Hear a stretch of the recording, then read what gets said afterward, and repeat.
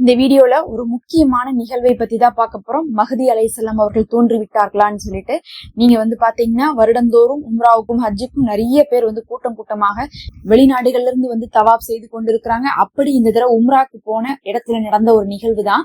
முதல்ல பாத்தீங்கன்னா இந்த வீடியோல ஒரு மனிதர் தெரியாரு பாருங்க. இவர் பார்த்தா பாக்குறதுக்கே மத்த எல்லாரை விட ரொம்ப உயரமா இருக்காரு. கிட்டத்தட்ட 7 அடி இருந்ததாக சொல்லப்படுது. பொதுவாக மனிதர்களே 6 அடி தான் இருப்பாங்க. 7 அடி அப்படிங்கிறது ரொம்ப பெருசு. 6 அடி மனிதர்களை பார்த்தாவே நமக்கு ரொம்ப ஹைட்டா தான் தெரியும். ஏன்னா நிறைய பேர் ஒரு 5 அடி 5.25 அந்த மாதிரிதான் இருப்போம். அப்படி இருக்கும்போது 7 அடி அப்படிங்கிறது நல்ல வித்தியாசமாவே தெரியும்.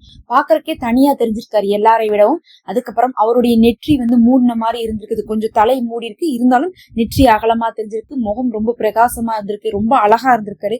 ஏதோ ஒரு தனி விதமான ஒரு ஒளிவட்டம் அவருடைய முகத்துல இருந்திருக்குது. எல்லாவற்றுக்கும் மேல அவருடைய முகமே ஒரு நூறாணி முகமாக இருந்திருக்கு.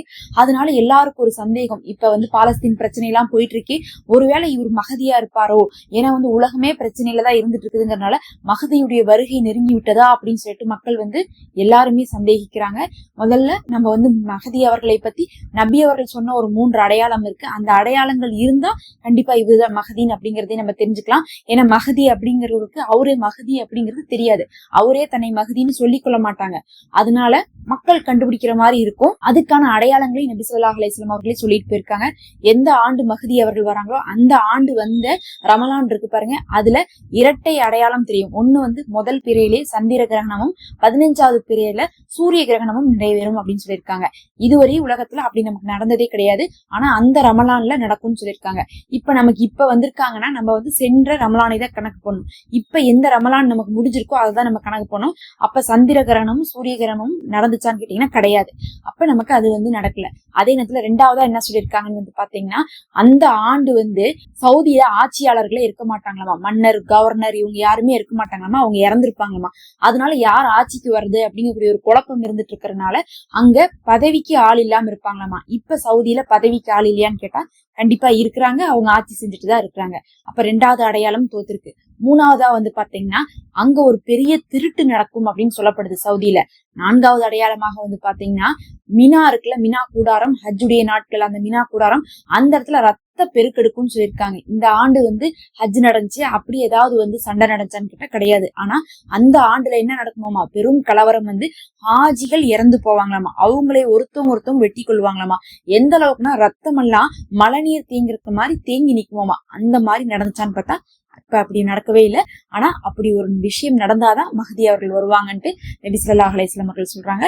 அப்படி ஒரு குழப்பமான சூழ்நிலையில உலகத்துல யார் தோன்றுவா, மஹதி அவர்கள் தோன்றுவாங்கன்னு சொல்லப்பட்டிருக்கு. இப்ப அந்த அளவு குழப்பமான நிலைமையில இருக்கான்னு பார்த்தா கிடையாது. இது சம்பந்தப்பட்ட நபர் நான் மஹதி அப்படின்னு சொல்லல.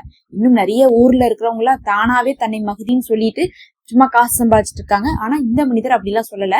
ஆனா இவரோட பார்க்கும்போது சில அடையாளங்கள், முகத்தை பார்க்கும்போது ரொம்ப பிரகாசமா இருப்பாங்க, ஒளியா இருப்பாங்க, எல்லாரை விட ஹைட்டா இருப்பாங்க, தனியா தெரிவாங்க, வெள்ளையா இருப்பாங்க, நெத்தி அகலமா இருக்கும் அப்படிங்கறத வச்சு பொதுவா சொல்றாங்க. ஆனா அது பார்த்தா இருக்கிறதுக்கு வாய்ப்பே இல்லைன்னு சொல்லிட்டு முன்னறிவிப்புகள் தெரிஞ்சவங்க ஆலிம்களே சொல்லி வந்துட்டு இருக்காங்க. நம்ம இந்த நேரத்துல இந்த வீடியோ போடுறதுக்கு முக்கியமான காரணமே இப்ப கூட ரீசெண்டா பாத்தீங்கன்னா நான் தான் மஹதின்னு சொல்லிட்டு இந்தியால ஒருத்தர் சுத்திட்டு இருந்தாரு. இந்த மாதிரிதான் பாத்தீங்கன்னா பல ஊர்ல இப்ப மஹதின்னு சொல்லிட்டா எதையுமே யோசிக்காம நிறைய பேர் இப்ப முன்னாடி எல்லாம் போய் இந்த ஓதி பாக்குறேன், தங்கள்கிட்ட போறேன், செய்வன வைக்கிறேன், சூனிய வைக்கிறேன் எல்லாம் போனாங்கல்ல, அந்த வேலையை இப்ப செய்ய ஆரம்பிச்சிட்டாங்க. இவருதான் மஹதின்னு சொன்னதுக்கு பிறகு அவர்கிட்ட போய் நான் போய் ஆசீர்வாதம் வாங்குறேங்கிற மாதிரியும், அவர்கிட்ட என்னுடைய துவா செய்யுங்க எனக்காக அல்லாட்டேன்னு சொல்ற மாதிரியும் போறதும், அவங்கள்ட்ட காசு கொடுக்கறதும் வேலை நடந்துட்டு இருக்குது. அந்த மாதிரி நிறைய ஷைத்தானிகள் இப்ப கிளம்பிருச்சுங்க. இந்த நேரத்துல மக்கள் தான் உஷாரா இருக்கணும். இந்த மாதிரியான விஷயத்துக்குலாம் நம்ம இடம் கொடுக்க கூடாது. மஹதி அப்படிங்கிறவங்க இதுவரையும் தோன்றினதாக நமக்கு தெரியவே கிடையாது. அவருடைய 40 வயசு வரும்போதுதான் அவரே மஹதியாக வெளியே வருவாரு. அதுக்கு பிறகு நபி அவர்கள் சொன்ன அடையாளம்லாம் நடந்திருந்தா மட்டும்தான் நம்ம ஏத்துக்கொள்ற மாதிரி இருக்குமோ தவிர, இப்ப உலகத்துல நிறைய பிரச்சனைகள் இருந்தாலும் இன்னும் மஹதி வரலைங்கிறத நம்ம தெரிஞ்சுக்கணும். அப்படி மஹதி வரும்போது சவுதியும் வெற்றி கொள்ளப்படும்.